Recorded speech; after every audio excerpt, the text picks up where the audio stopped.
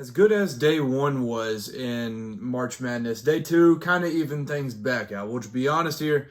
Some blowouts, some chalk, Kentucky, Santa Clara, my Wildcats, the Cardiac Cats surviving once again. But if you don't believe me on this day being chalk and kind of what people feared when talking about the future of the NIL era and everything, let me give you some numbers to back it up. Matt Norlander puts out this year's first round had 13 of its 32 games decided by at least 20 points. That's the most ever. Today was just the second time ever that 0 double-digit seeds won a first-round matchup. The second time ever, the first one being March 19th in 1992. So, extremely chalky. Does that mean today sucked? No, because it will always deliver. The first game of the day is the one that carried a lot of weight, though, and it was my Wildcats. And I was really hoping that going into this one, you can get out of here with like a 10-point victory, or there'd be something comfortable about it. The Cardiac Cats of the 25-26 team, that's not going to happen. It's not going to happen. So, 89-84 in overtime. Unbelievable. I don't know. I could probably talk about this game for years. Man. So, first of all, Santa Clara was, I would say, more prepared for this game. I'll be honest, I guess you could say that's me saying that Mark Pope was outcoached by Herb Sendek, but Herb Sendek's done a great job, and they were more prepared. It literally felt like for 90% of the game, Kentucky did exactly what Santa Clara wanted them to do. Like, they would have guys take threes, Mohamed Diabate, that don't necessarily take threes a whole lot. He hit one early. They'd force guys into uncomfortable shots and uncomfortable situations for most of the game, and it was working to perfection. I mean, 29 points in the first half for UK is bad, and I know it's not a great offense, but this is not the 04 Pistons that the Santa Clara Broncos are. So that was really, really poor. Then, after being down 2 at half, they win the second half by 2 points. And the buzzer beater, I'll come back to talk about some players here in a minute. The buzzer beater is crazy. So Otega Oweh hits the 2 to tie it at 70. Then I'm thinking in my head, rule of 71, you just tied it at 70. Maybe we just go into overtime. It's tied at 70, whatever. Just please don't let them hit some bullcrap shot. Brandon Garrison, you just blocked a couple shots, whatever. Whatever it takes, just don't let them get a shot off. And then Alan Graves, the future NBA player, gets open on that wing right next to the Santa Clara bench and drills the 3. And my heart dropped immediately. It was like a cold moment that I've only experienced a few times, and it only lasted for about 3 seconds. Kentucky gets the ball, inbounds it, Otega Oweh, bank shot from just across half court. There's 2.4 seconds left on the clock with no timeouts for Kentucky, and Oweh, against all odds, the man who's been clutch in the past, and the man that said, I don't remember if it was a senior night or whatever it was, but KSR had interviewed him and said, what is your favorite moment from Kentucky? You've had buzzer beaters, whatever. You've had these good moments. And he was sitting there thinking, he was like, I think I haven't had my favorite moment yet. He caught a shot, and this one certainly tops the rest of them. I mean, he had the 2 Oklahoma buzzer beaters last year. This one clears. I know Oklahoma is his former school, but doing this in the first round of the tournament and playing the game that you did, on top of scoring those final 5 to be able to push this game into that situation is unbelievable. Now, I'll talk about the timeout. Herb Sendek, I didn't watch all of his postgame. It was a very busy day for me, hectic. Didn't get a chance to watch a lot of the postgame stuff. I watched a couple of them, so I'll talk about those. But Herb Sendek, I just saw that he made comments that he was calling a timeout. So I go back and look at the clip, and I was like, yeah, he was calling timeout. But here's the situation. I don't really know why, because you can see an assistant coach get up, and I don't know why it has to take an assistant coach to be able to do that and like trigger that for you. Because if you should use the timeout in that situation, then you should have that in your mind already. That if we score here, I'm going to call a timeout, no matter what the bucket looks like, so we can set our defense up. Knowing Kentucky has no timeouts. Now there's a ref that's running completely far away from him in a rowdy St. Louis arena. I think it's Enterprise Arena. I think that's the name of it. But then there's a ref on the baseline that's running towards him. You have to know in that situation that you've got to make that call. Kentucky gets it in, whatever, he can't get the timeout called in time. And by the time that assistant coach is in his ear or whatever telling him that he needs to call timeout, then that ref is already running full sprint this way, and they've got to watch so much stuff. See if he's getting the shot off, see if there's a foul, see if there's if all these different things they don't have time to look and be like, all right, coach, are you wanting one? Like, do you 2.4 seconds left. Do you want one, coach? Like, they're not going out of their way to ask you that. You need to be in the ref's ear. Herb Sendek did an absolutely incredible job, but that one moment, you can't point to that and say, like, oh, man, we got cheated. That's crazy. That is crazy. You've got to be in the ref's ear.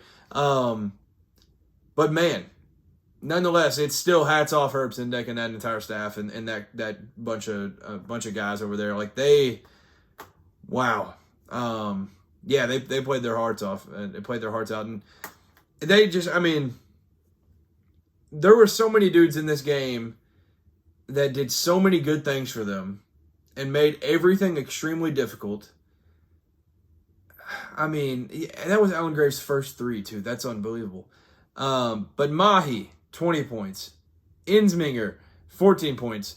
Oboye, he got in foul trouble early. Graves also got in foul trouble early, so credit to them for being able to play throughout and not be in foul trouble. Then Sash, and I can't remember how to pronounce his name. I've looked it up and I've listened on the broadcast and all this different stuff. Gavalyugov, I can't remember. But there were really, you could say three bad plays. One of them ended up not even mattering because as good a Brandon Garrison game as he had, he missed two free throws where he gets fouled 90 feet away from the rim by Sash, which was a stupid foul. He misses both, so that one kind of scratches. Don't have to worry about that one. But then he takes two contested threes, which credit to Brandon Garrison. Right spot, right time, everything was perfect, and he blocks both of those, and that was kind of the difference that was in the overtime. The overtime, it's so crazy after watching VCU North Carolina overtime, going to this one, 16-11 in overtime. There was no lack of buckets. And there honestly wasn't even buckets early because I think it was like the first minute there wasn't any points. It was Kentucky just getting offensive rebound after offensive rebound, like 3 or 4 in one possession. So, what a ball game. Like this is literally a moment that in my life, yes, and you could call me spoiled, whatever you want to do. Like in my life, I've experienced a lot of more, it feels like a lot more pain than joy in these type of moments where in some of these situations, they're not just plays, but Luke May, that shot. When I was growing up, I would see Christian Laettner. Like, I wasn't even close to born yet, but that's what I remember seeing, and they were like, oh, yeah, this is why you hate Duke. And then there's, like, the moments of UConn 2014 that stings, the Wisconsin 2015. Like, there's like, situations where there are, like, those moments, and Wisconsin didn't win the title, so that one's not really, like, played over and over. But, like, the picture of Willie Cauley-Stein walking off the court with Wisconsin celebrating in the background. And then you've got the Oakland and St. Peter's, like, in the last few years. And then you've got the Marquise Noel moments throughout the Kansas State round and round of 32 in 2023. Like, there's all these moments that I feel like I've experienced on the wrong end of things. Not as heartbreaking as this. This would have been the most heartbreaking since Luke May because of the situation. But, man, like, this moment, we're on the good side of it. That's crazy to me. That is absolutely crazy to me. I saw the college basketball guru, Nick Gateman. I can't remember what his name is. I apologize. But he tweeted out, like, we just witnessed one of the most historic moments. Like, this will be played for a long, long time.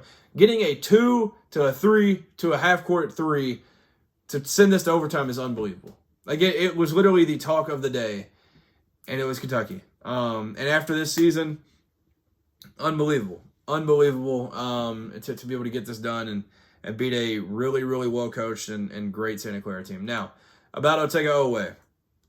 35 points, 43 minutes played, 35 points, 8 rebounds, 7 assists, 1 steal, 1 block. Otega Oweh is the 4th player all-time to have 35-plus points, 8-plus rebounds, 7-plus assists in an NCAA tournament game.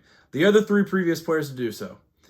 Bill Bradley, you may not know about Bill Bradley's game, but I think you do know about these 2, Oscar Robertson and Larry Bird. Those are the other, that's the 3 before Double O did it today. Incredible. Absolutely incredible. Put the team on his back, and I saw a lot of, like, neutral college basketball fans. I saw it on Twitter, and one of my boys texted me about it, and I was like, they said, like, Oweh just saved Mark Pope's job. He wasn't getting fired anyways. So that wasn't the case. Like, it wasn't like, oh, this moment. I think the only way that it, like, saves his job to where he's not on the hot seat going into next year is if there's, like, an Elite Eight run. And I don't know if that's on the table or whatever. I mean, this just feels like one of those destiny moments. So it feels like at this point, I mean, I don't know. Iowa State's going to be nearly impossible to beat still without Joshua Jefferson. But this Kentucky team, man, they do all the things when it's needed most, and it's unbelievable. Denzel Aberdeen, credit to him for carrying the ship and carrying the load while everybody else struggled early. 16 points in this one, 38 minutes played. The guy with a ton of tournament experience in recent history brought it today. He was awesome. Mohamed Diabate, 17 and 8 with 3 blocks. He was awesome today. Brandon Garrison, his partner in the front court today, because Malachi, not his best game. I'm hoping this next one will be much better. But Brandon Garrison, 10 points, 7 rebounds, 6 blocks. Brandon Garrison time, 6 blocks. Unbelievable. Cam Williams also, he's just a few games back now from injury. He had a big steal and 3 late. So, entire team effort and being able to survive this game is just unbelievable. Unfreaking believable. Otega Oweh, man. It's insane. I'm just still speechless. I've watched it 1,000 times, and I will never get tired of it. And I just can't believe it. I'll probably end up coming back to it at some point in this. Going through some of the games that were not pretty, just to mention the finals. Arizona beats Long Island 92-58. Fins up one last time. Sorry about it, fellas. Prairie View A&M gets beat 114-55 by Florida. And really the big 2 takeaways from this game were they have another jacked fan. They just an absolute yoked human. And I want to say last year it was one of their dads, but there was another one last year that I remember. Can't remember who that was. I want to say it was like somebody's dad, though. I can't remember. There was another one. But then the other story is, this is a paraphrase. Don't have the exact quote. Prairie View A&M's coach, Byron, I want to get his name right. He ended up having a quote that will last for a long time. It is Byron Smith. He ended up saying something to the effect of, "We need help from the Lord." Because they asked him, what can you do to try to slow down this Florida team, whatever. He said, "We need help from the Lord." They were down 60-21 at half. Yeah. Iowa State. Joshua Jefferson goes down 3 minutes into it. And prayers for him that he has a speedy recovery. And I know he's playing my Kentucky Wildcats. I would rather them be healthy. And you would rather a guy like him be healthy. A guy that was on my first team, All-American team, and was snubbed from the actual one. One of the best players in the entire country this year. Senior. One of their leaders. One of the best players in all of America. And he gets hurt 3 minutes into this one in an absolute blowout game, 108-74 against Tennessee State. I will say they kept the starters in longer than I thought they would, TJ and his staff, but Killian Torrey was phenomenal. He was awesome in this one. It felt like he just would hit a 3 and then he'd have some crazy play and then he'd lock down somebody defensively and then go do something. It was crazy. 25 points, 11 rebounds, 6 assists for him. Crazy game. Milan Momcilovic did his thing, 17 and 4. But yeah, I mean, they dominated, and the story is Joshua Jefferson. If he's back, then we're kind of in a different situation. And but if he's out, which he was on crutches, then he was wearing a boot, and I don't know, because they had legit national title hopes. They were in that bunch, and an injury would really hurt that, to say the least. Purdue beats Queens. But Braden Smith breaks the all-time assist record with his second one in this game, now leading college basketball history when it comes to the assist record. So he finished 26, 3, and 8 assists in this one. So now I will say, I was talking to some people about this when it happened, and also TKR was awesome, 25, 9, and 3. But Braden Smith, now it feels like, not that he was just searching this record, but now he can play with some freedom. It's not like he's there's not a limit on games or whatever like that. He's got to find a target date or whatever. He's gonna be fine. He's already got the record, so big credit to him on that. UConn killed Furman. They didn't kill Furman. They battled for a while, and Furman was in it late. I don't know why I said killed. Furman battled. Dan Hurley did say I don't know how they were a 15 seed. I have no idea how we got booked with them, whatever it was. Yeah, UConn wins 82-71. They battled and battled and battled, but Terrace Reed put up a historic game. 31 points, 27 rebounds. First 30-plus point, 25-plus rebound game in an NCAA tournament game since Elvin Hayes in 1968. Hats off. Hats off, Terrace. And I did say, if they're going to make any sort of run, it's going to take a complete Terrace Reed game in all of those. Because when they've been at their best, they've had Donovan Clingan, they've had Adamas Sanogo, they've had the good bigs. It's going to be important and crucial for him to be able to play well through this run. And they get out with a win against Furman and avoid a little bit of disaster. Virginia survived against Wright State. There was a battle throughout.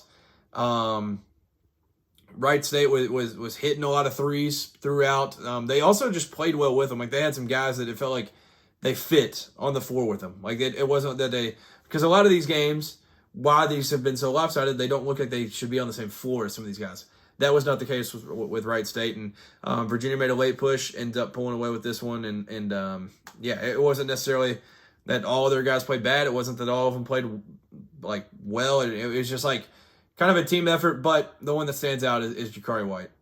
He did a lot of good things. I also thought he played pretty well defensively at different times. He had 26 off the bench, leading all scores. So they avoid the 3-14 upset, and it was a game that, you know, the what was the chart called? The game flow chart. They were just kind of like around the same area the entire time. It was the last time they trailed was 70-69, I think. Yeah. And then they completely shut down. They only allowed 3 points in the last 407. 422. No, actually, I mean, it was 5 minutes that they 509. There. Final answer. 509 left. They only allowed 3 points. They got the stops when it was needed most. And credit to Virginia for moving on and getting that win. Bama, same thing, same kind of window, everything. It was Alabama and Hofstra, and it was a battle early, and then they ended up pulling away, and yeah, they honestly just had a lot of stuff go their way late and played well late. So, Baron File on 29 points, 8 rebounds, 7 assists with 3 steals. He was a lot of fun. Obviously, no Aiden Holloway, so you have to have different guys step up, and those guys I feel like stepped up a little bit. I think going forward you'll probably see a better Latrell Wrightsell game, but obviously it's gonna have to be better in their next round because they'll be playing Texas Tech, who was also around that same window, who beat Akron 91-71. Similar to that one, they ended up pulling away late. So Akron battled for a really, really long time, but it was just not enough. Amani Lyles was a lot of fun throughout. He just got his. Shama Scott continued exactly what he did in the end of the MAC tournament, and with the clutch shot late, and did his thing and played well, had 20 in this game. So, I mean, they battled with him.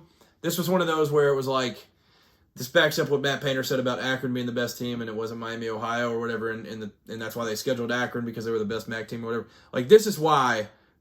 This is what proves that they were the best MAC team, like, or one of the best MAC teams. I don't know if you want to like nitpick or whatever, but this was awesome to see. Like, they battled for a lot of it, ended up kind of blowing it late, and the score looks worse than the actual game went.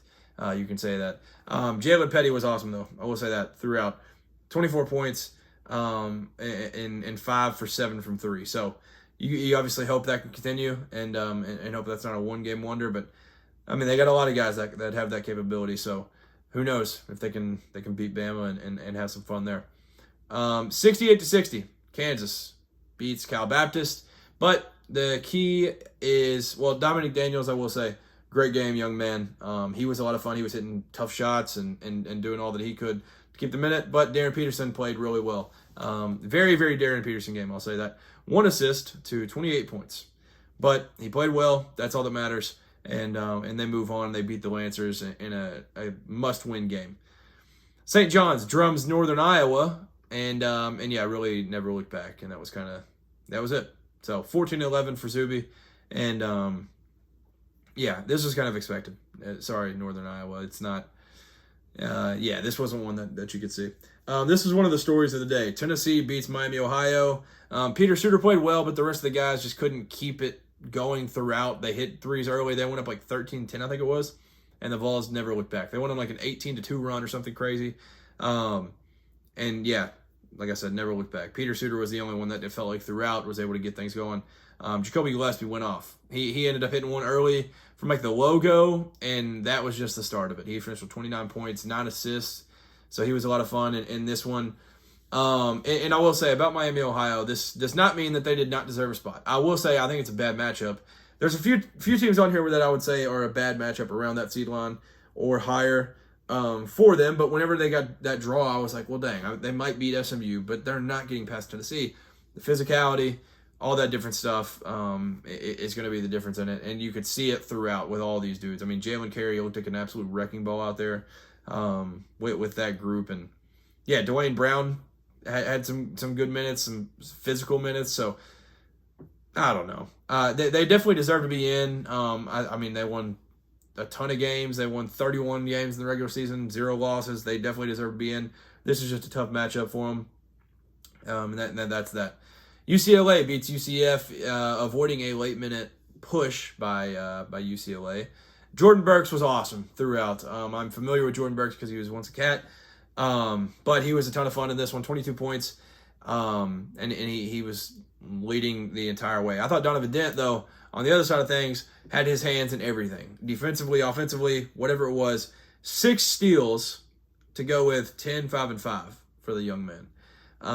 He was a lot of fun. Him and Xavier Booker had great connections early. Xavier Booker with 4 blocks. Rim protection was through the roof. And Eric Daly, 20 ball. So I would say that one wasn't necessarily what I was expecting going into this one, but you'll take it, and you got to ride with that one. And honestly, it felt like I didn't realize it was this bad, but throughout this game, I was like, well, dang, UCF just can't hit a free throw. They ended up going 31% from the line, 5 for 16. It's not going to cut it in a situation like this. Because, if they hit a few more, they're sitting here in a tied game. 75-71, UCLA gets away with the win. This one was fun towards the end of the night. Miami beats Missouri. This one was expected, but it was more of a battle for most than I thought it was going to be. Miami kind of pulled away down the stretch. They didn't win by 14 throughout the game, but ended up getting out with a win nonetheless. Malik Renew was a ton of fun, and now he'll get a chance to go up against his former rival, where he came from with Indiana.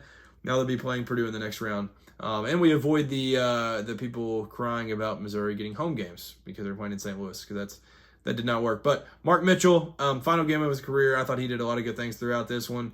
Jaden Stone was good as well. It felt like some of their best players that they needed to show up didn't show up. Lights were a little bit bright. So, yeah, not a great outing for Missouri. But, I picked Miami from the jump. If you watch this one, I'd say Miami without a second thought about it. I just thought Miami, physically, they had better players. Trey Donaldson was awesome throughout this one. Yeah, that was kind of the story of it. It literally felt like they just had the better players, and that was it. So credit to Jay Lucas and that staff over there for putting together a squad. But yeah, Trey Donaldson had 17, 8, and 6 with 4 steals. He was a ton of fun. And then True Washington, which is, I found this out on Twitter tonight, Ty Washington's uncle. So if you remember Ty from Kentucky, yeah, he had 9 points and 6 rebounds with 3 assists off the bench. So shout out to True. Utah State beats Villanova in another one that kind of got pulled away late. Yeah, they're just incredible. It was kind of the MJ Collins game. I enjoyed watching him.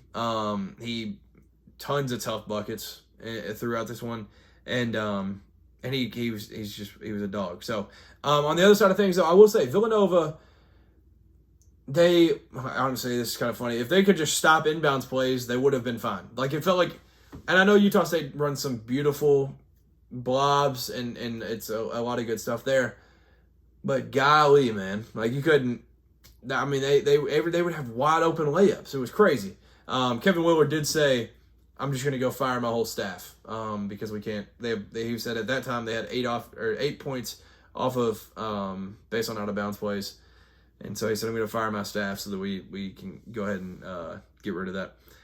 Bryce Lindsey, 25 points for Nova. They fought a lot more than I thought. I thought whenever this bracket came out, I said Utah State, also similar to Miami, without taking a second thought. But I was completely wrong. Shout out to Villanova for making a push and not making it easy. When the bracket came out, I said Iowa and Clemson would probably set basketball back a few years. It did its best. We'll put it that way. But yeah, Iowa just felt like it was more physical throughout, and it felt like they just kind of wanted it more. That was kind of the story of it. So shout out to Ben McCollum, back-to-back years with the tournament, gets a tournament win in his first year. This one was crazy. Fast break points, there was 8 total. Unbelievable. And that was, I want to say those were late. So crazy game. And it was just one that was fun in that certain slot and to be able to watch. So Iowa wins 67-61. Alvaro Figueres, 14 off the bench. That he played well, and then Combs had 15. So it's always been all year, which I thought Figueres would be a lot better than he is. But the rest of these guys, obviously, some of them came from Drake. But it's been like the Bennett Starch show, and then hopefully somebody outside of him could bring enough. And they brought it tonight. So that was kind of the story of it. RJ Godfrey, another guy that, he's not a 4-year Clemson guy. He's a 4-year college guy, but spent 3 of them at Clemson. Where I think he went freshman, sophomore, Clemson, and then junior was Georgia, I think, and then he's back to Clemson. But finishing it out with 15, 7, and 3. I thought he played well, but they just couldn't get it done. Neither team was shooting it super well throughout. It was just kind of a slow. It was one of those games. It was literally exactly what we thought going into it, and yeah, that was the story of it. But Kentucky got it done today, and that was the biggest story. There were a lot of blowouts throughout. I'm trying to remember if there's anything else I need to bring up on this one. I did go 27 for 32 in the first round, so which is the chalkiest tournament ever, apparently. So that doesn't really matter. I missed on Wisconsin, sadly. I was looking forward to Wisconsin, Arkansas. Missed on that one. Missed on BYU, which by the time, I will say, this is my bracket from Sunday. By the time it was Tuesday night after the game, I said Texas is beating BYU. So that's a feather in the cap. Missed on BYU, missed on Georgia, missed on Akron, and then missed on, I took Clemson over Iowa. So hand up there. Excited for tomorrow. A ton of good games, and obviously we'll know more about Joshua Jefferson's injury status tomorrow because that's a national title team. So excited for it. I can't wait for all these games tomorrow. And now we're getting into more of the slates where you get a more of a window for certain games. It's like not all just thrown at you like crazy, which is a ton of fun for 2 days. But then you it's nice to be able to slow down and have endless ball, but endless elite ball, starting with St. Louis and Michigan at noon 10 Eastern. So I'm excited. I'm excited for that. And then, Louisville, Michigan State, TCU, Duke. It's going to be a ton of fun throughout. The one I'm most excited for, I will say, is Vanderbilt, Nebraska, 8:45 p.m. on TNT in Oklahoma City. That one's going to be a ton of fun. That's going to be dang near a Nebraska home game. Vandy's a slight favorite. I cannot wait. That game is going to be absolute cinema. I'm excited for that one. So, thank you for tuning in. Make sure to like, comment, subscribe. I'll be here all March, reacting to all these games.